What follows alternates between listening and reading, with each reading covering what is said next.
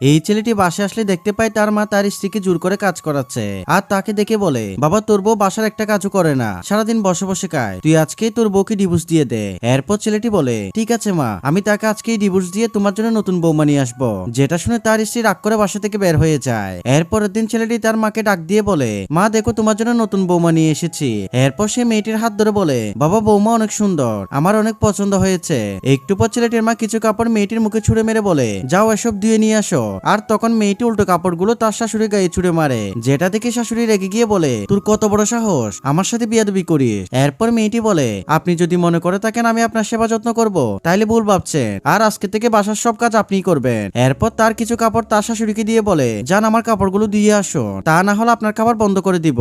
তখন তার শাশুড়ি নিরুপায় হয়ে বাসার সব কাজ করতে থাকে। কিছুক্ষণ পর তার ছেলে বাসায় আসে। এরপর বন্ধুরা কি হয় সেটি দেখার আগে তুমি যদি তোমার মাকে ভালোবেসে থাকো ভিডিওতে একটি লাইক দিয়ে চ্যানেলটি সাবস্ক্রাইব